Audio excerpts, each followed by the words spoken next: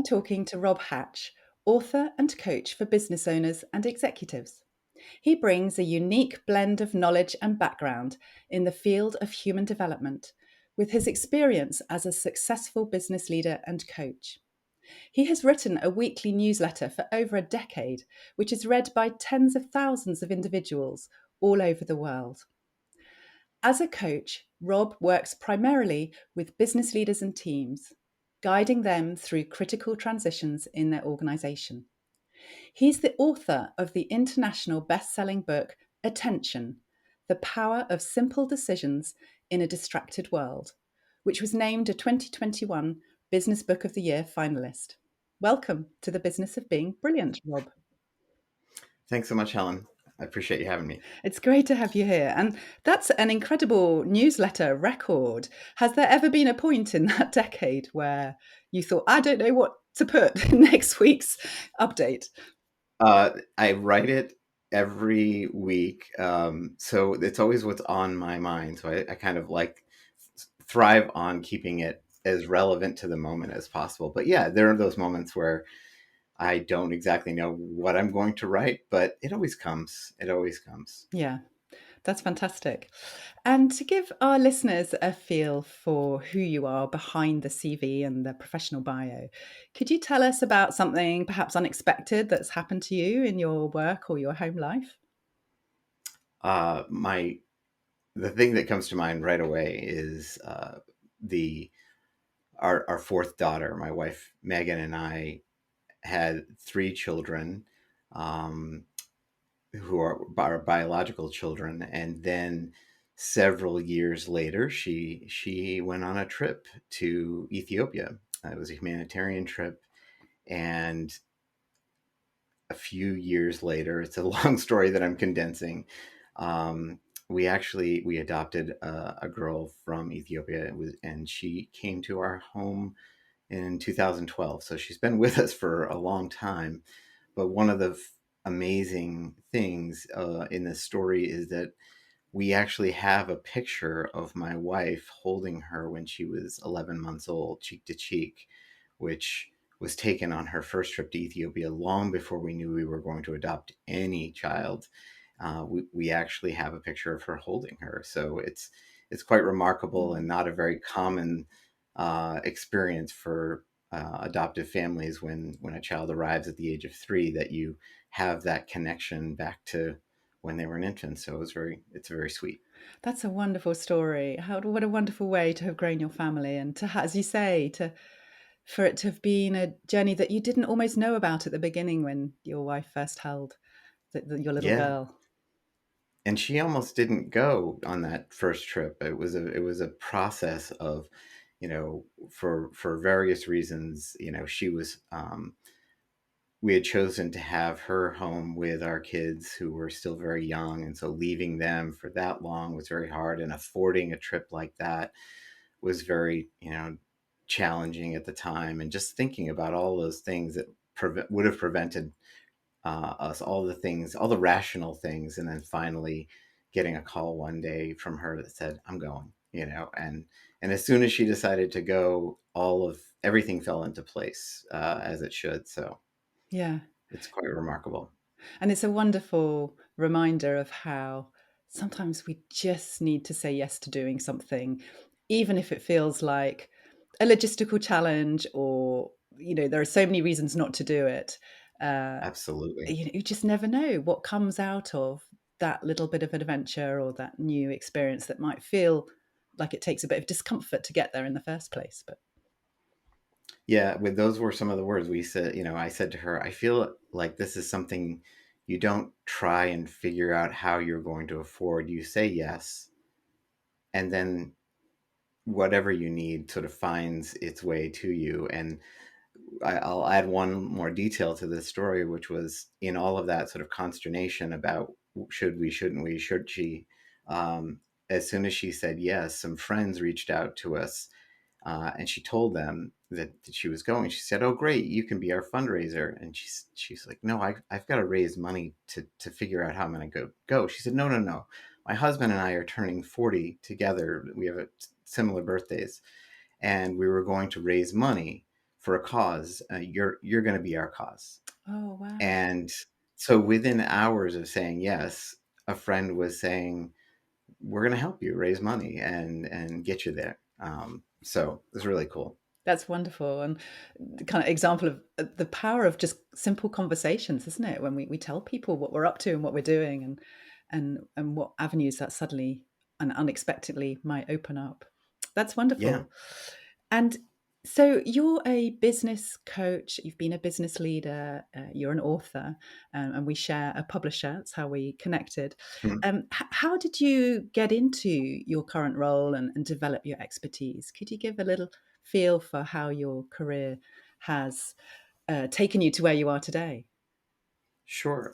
My background is actually quite different. It's in the field of early childhood education and human development, and I spent about 20 years in that field. I was a teacher in an infant classroom, a toddler classroom, preschoolers, and I loved it. I loved working with children. I loved communicating with their families. But there was something about that work where I realized I was better suited in a more administrative role, or a sort of leading a team of those people. And I ended up directing several childcare centers, individually, and then in this here in the States, there's sort of large corporate childcare centers. So I was overseeing at one time about 33 childcare centers. But in all of that, there was a realization that I loved supporting people who were really good at this work and finding ways to make them to allow them to be successful in the mission of educating young children, and that was a role I was better suited to than actually being in the classroom. Again, I loved it, and I was a decent teacher, but there were people who were just so much better at it. And that sort of evolved over the years. But that idea of being in a leadership role where I can create the environment or help shape, or lead a mission where people could do the work that they were meant to do, in service to a mission, in service to children and families. And now later on, when I joined, and partnered up with a friend of mine, Chris Brogan, and we run a company called Owner Media Group. But from that sort of emerged this idea of coaching again. I was kind of coaching him as the CEO, and supporting him, but also just started taking on individual clients. And it's my favorite type of work, really helping individuals, business leaders through critical moments, transition moments with decisions. Just I love that, and helping them do their best work. Fantastic. And when you're coaching people through those transitions, what is it that you hear people say they struggle with in their working lives or their working environments? Are there certain things that keep popping up that you find yourself in conversation with clients with? Yes. Although I don't think they always say it directly. It's one of those things that emerges through the conversation. A lot of times clients come to me with an idea of what it is, but the idea of what it is that they want to work on isn't always the thing that they need to work on. So we discover that along the way. But it really does come down to making better decisions and sort of figuring out, in this situation, what do I need to know? What information do I need to gather so that I can make the best decision to move myself forward? And then that, we'll be in a situation where there's another decision to be made. But it's always about these transitional moments, change, a desire to grow or scale their business, a desire to change a career, a desire to seek a leadership role within an organization, or to be a better leader in an organization. So we look together at, what's the situation? What do you need to know? How do you want to communicate that? And so it's always about decisions and transitional moments, and having someone, even the most successful people, need someone who's invested in thinking through a problem with them that isn't always directly attached to the team or to the outcome. So I get to be that person with them and help them think that through, ask questions, and work with them to arrive at the right decision for them. Yeah, that makes sense. It can feel such a luxury to have that time and a listening companion to Yeah. carve out for yourself to really reflect on stuff. And I know in your book Attention, that's something you really encourage readers to get into the habit of doing, is this establishing a reflective practice, and in particular looking at what works and building on that. And you talk in the book about our culturally induced ADHD and this kind of constant urgency that we're all operating in. Can you say a bit more about this and how it affects us or our businesses? Yeah, so I want to be really careful to say that ADHD is very real, and it is a genetic genetic issue that does require people um, to sometimes be medicated if they choose, but it has a real major impact on lives. It's very different than, say, the culturally induced ADHD that I'm mentioning. Yeah. However, there are similar traits that get expressed, and I'm going to forget the name of the doctor that sort of coined this acronym of VAST, which is variable attention stimulus traits, which resemble this sort of culturally induced ADHD. And the experience that I'm describing in attention, that I think we are all, regardless of whatever challenges we might have, that we're all susceptible to, is just the constant flow of information and the notifications that we have and everything coming at us all at once, and the what it's done to sort of trigger our dopamine, and what it's done to you know pull us away from important work, important conversations. I mean, everyone's made the mistake. Most people have made the mistake of scrolling through their phone around friends, or picking it up when they didn't need to, or even feeling faint, silent buzzes in their pocket and reaching for it when nothing actually happened. So that's a sort of culturally induced challenge that I think we all face with distraction in general. And the ideas that I'm kind of talking about in attention are like, how do we manage that? I like, my hope is to restore some element of a locus of control to the individual, to say you actually have a choice here. And I think we know that intuitively, but we may not take the time to look at what is it that we want this device to do for us, rather than responding and reacting to it. How do we want it to serve the type of information that we want? Can we set it up a certain way? We can, by the way, certain notifications getting through, for example, or there's certain points in the day where only the people on my, you know, priority list can actually break through and reach me. Everyone else will be muted or whatnot. That I can set it so that only my, family's texts get through to me, because I know those are the most important.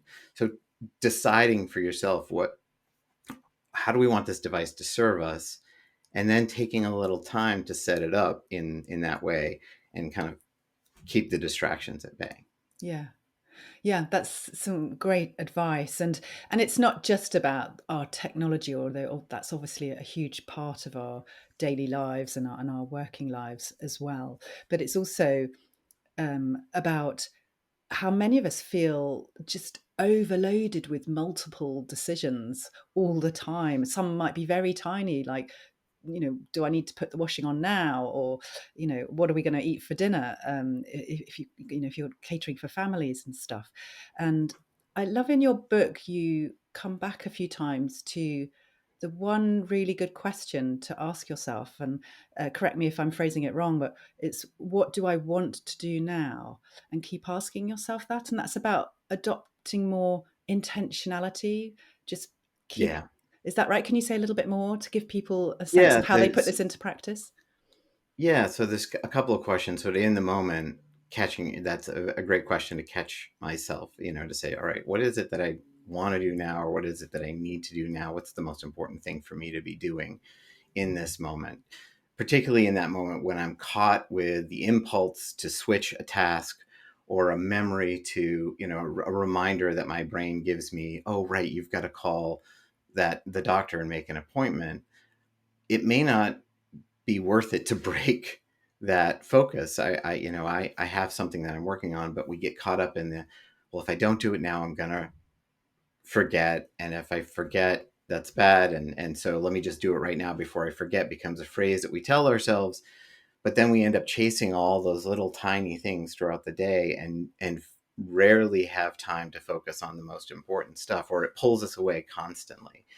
And so that sort of helping to kind of slow your brain down a little bit, catch yourself and say, wait a second, what's the most important thing here? And that's that locus of control. Like, I don't have to react or respond to that interruption either externally or internally from my own brain. And my silly little trick for that, and I have it right here, is the blank page. Like, I have blank paper next to me at all times, and a pen, a fresh sheet every day, where I just capture those random thoughts from my brain, because they will intrude, they will try to pull me away, but I do need to remember them, but I don't need to break away from this work to do that. I don't need to jump from my seat right now just because I remembered you reminded me that I have to switch the laundry over. Uh, Yeah. I don't need to do that. This is far more important. I might, jot it down to say, remember to do the laundry, so that I can stay focused with you. Yeah. Yeah, because as you make the point in the book, if we give into that temptation as that thought pops into our mind, oh, I mustn't forget to do X. And a lot of people would argue if it only takes a couple of minutes, that's a more efficient way of doing it. But then you make Right. the point but then you're more likely to be distracted while you're just doing that one thing, and then end up Yeah. doing another 2 or 3 things, and then forget actually what it was you were trying to do in the first place. And or you've just discovered half an hour has just been lost from your precious time in the A day. half an hour's been lost, and the focus that you had. So there's this sort of idea of, you know, residual attention. Just even that task of switching to the one thing, even if you did come back, finding your place again, carrying over whatever it was that you just did, even if it was something simple, there's sort of still some thought energy that's spilling over from what you just did. And I used to do this a lot. I had an open door policy when I would, as a leader or manager, I always thought that was the right thing to do. And what I realized was, if someone popped in and I was focused on, let's say, writing a grant, if they came in and I said, sure, sit down, I wasn't going to give them my full attention, because I was going to continue thinking about the grant that I was writing. And while I might turn my face and look like I was focused on them, all of that extra energy was still spinning. So I'm not giving either thing its due. And so I started to switch and say, you know, I would love to talk to you. I can't right now. I'm focused on this. I can't give you the attention you deserve, and I want to. So let me just finish this up. We can meet, later on, or when, I'd set a time. It didn't, that part doesn't matter, but just saying to someone, I want to honor what you've just come to me with, but in order to give it the attention it deserves, I need to resolve this, my focus over here. Yeah. That's a really helpful example, because one of the questions I was thinking about is, if, like you and I, we work for ourselves or run our own businesses, I would understand it if some listeners say, well, it's much easier to manage those demands on your time when you're in control of your work life or your business. But if you're working in a bigger organization, or you're part of a team, and there's a certain way of doing things, and it's, a very fast paced working environment, you're perhaps going from meeting to meeting, or call to call, and there's a constant inflow of emails into your inbox, and you might feel quite helpless in that environment in terms of being able to manage those interruptions and those demands on your time. But in that example you were just sharing some good language that you can use to negotiate with others around interruptions or around your availability. Are there any other bits of advice you can share with people about just not just how to regain control over our working time, but how to manage those dynamics with other people when we perhaps don't feel like we are in complete control of our time. Right. Well, I think, it really does start individually with understanding, and this is where reflection comes into play, understanding what works for you and what doesn't. I was kidding myself to think that I could do that. And it took a fair amount of, you know, not catching what someone was saying and not giving them the attention, and reading the fact that I could see that on their face, that they felt like my attention was split from them even though I told them to sit down.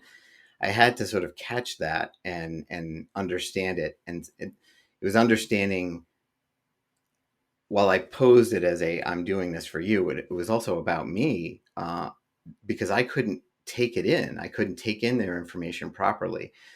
Uh, and I needed to understand how my brain worked and how what supports I might need, or what boundaries I needed to set. So first and foremost, it's about the individual, but the communication part, I think this is where it gets, I mean, in your book, you talk about having a healthy time culture, and I don't know always where that comes from, but I think it starts with individuals starting to slowly, subtly make those declarations of boundaries and communicate things like, I want to, meet the expectations of this work for you.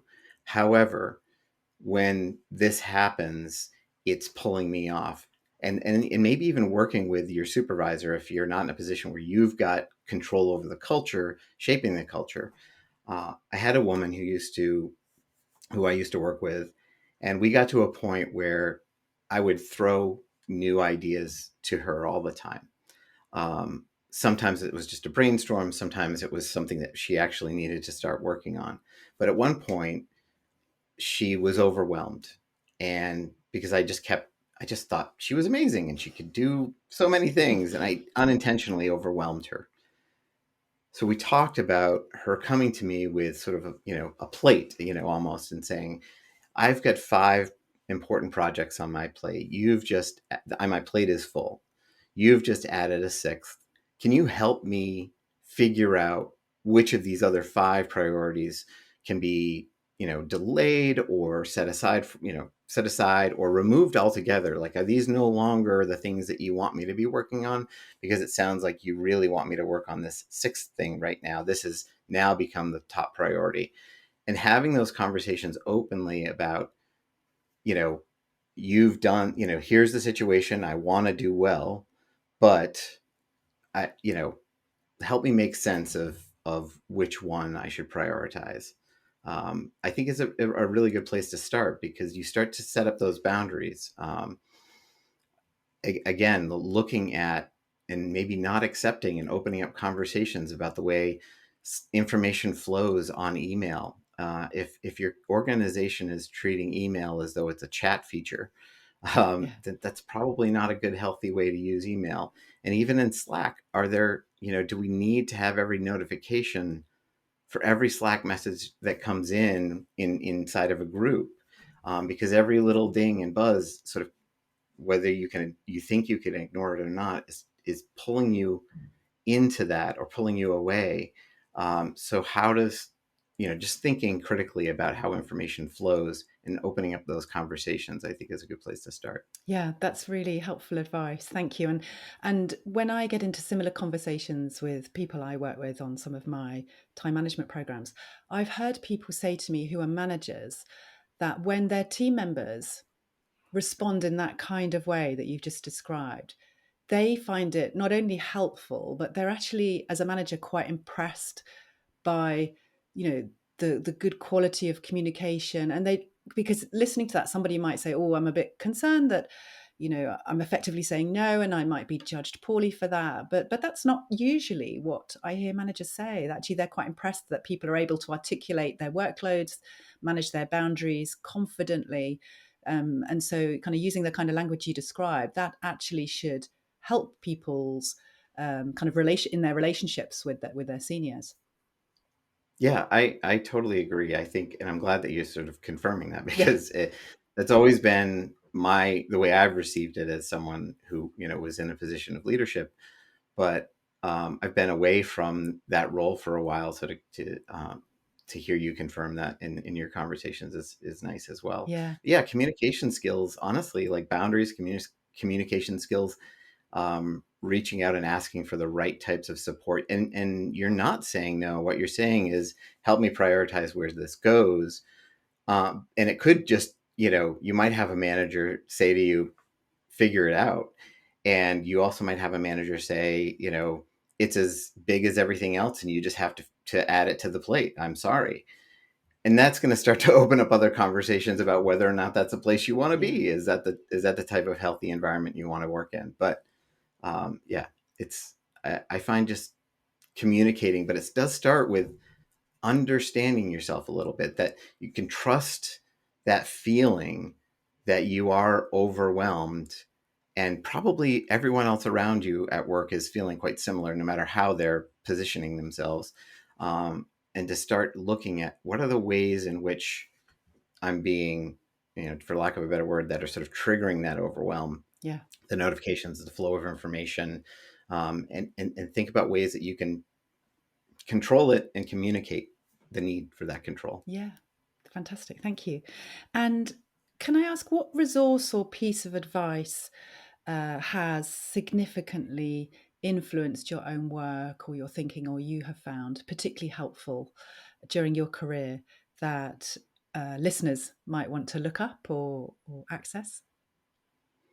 So one is a little tied to my work in early childhood, but I found it's just supporting me time and time again throughout anything. I actually wrote about this um, in my last newsletter last week, and it's from a man. It was from a pediatrician named Dr. T. Barry Brazelton. He was a pediatrician in the United States, and he developed an approach to working with children and families that he called the touch points approach. And in it, he had certain principles and assumptions. And one of the assumptions was that um, all parents have strengths, and that the parent is the expert of their child, and all parents have something critical to share at each developmental stage. So in the newsletter that I wrote, I kind of flipped that a little bit to say, what if we looked at that with our employees? That all employees are the expert on their situation, maybe not the expert on their job. It doesn't mean that they know more than you, or that you don't have something to share as well. Like a pediatrician uh, has a certain level of expertise, obviously, but the parent knows that child really, really well. And so it's up to the pediatrician to understand and take the approach, or assume that this parent has something critical to share, that they do know this child better than the pediatrician. The pediatrician just happens to know, you know, child development and medicine better. So finding that place where you can have a strengths-based approach, where you can kind of level the playing fields, and that opens you up to hearing information. Like you said, when someone comes to a leader and says, I'm having trouble, they appreciate it, because now they're demonstrating the expertise of their situation. I'm overwhelmed. Here are the 6 things that I've been told to manage. I Can one of them be shuffled off? Can we reorder them? Can you help me? Is a way of demonstrating an expertise over your situation. So it forces the leader to see the strength and the expertise in some ways, and something critical to share at a developmental milestone within the business. So I've taken these principles and assumptions that Dr. Brazelton um, developed for work with children and families, and found them so useful in work within organizations, with work with working with my own children, any conversation that I'm engaged in, certainly with coaching, because I do not know the industry even closely. Uh, I can't even touch their level of expertise. So I really have to rely on them sharing with me their expertise of their situation, their industry, and then I get to help guide the conversation with my expertise as a coach. Yeah. Yeah, that makes a lot of sense. And one of the things I love about that is that if you are starting from the premise that everybody is an expert on their situation. Therefore, they have an expert view, no matter if it's not comprehensive about everything, but about some Right. aspects of their day-to-day work. Then that opens up a very inclusive culture, isn't it? Where you recognize It that everybody has a perspective worth sharing. absolutely that's to me one of the most exciting things, particularly as organizations are exploring issues of diversity, equity, and inclusion, to take an approach where you accept the fact that someone is the expert of their situation, their life experience, whatever it may be, that they have strengths and they have something critical to share. And in particular, I was working with a client recently around new employees. Their team is about 40% new people at varying stages, let's say within a year. So no one has been through that situation recently, and it would behoove them, the leader of this team, to understand and hear from them. So what's it like at 6 months? What's it been like for you at 3 months? And have them share that experience so far, and communicate that would be extremely valuable in shaping how they could support them in the future and help other new people acclimate better. Yeah, great. Well, that will give listeners a real practical way of putting some of that thinking into action where they work. And for people that have really enjoyed hearing your advice and your coaching expertise, how can listeners connect with you after the podcast or find out more about your work if they'd like to do that? Yeah, absolutely. The best way is just to go to robhatch.com, and you'll see just about everything I'm doing right now on that page. Wonderful. Thank you, Rob. It's been such a pleasure having you as a guest on the show. Thank you Thank for you so joining much. me, sharing your wisdom, helping us make sense of our complicated worlds and lives, and helping us really focus on the things that we want to be doing more of. Thank you for joining me. Thank you, Helen.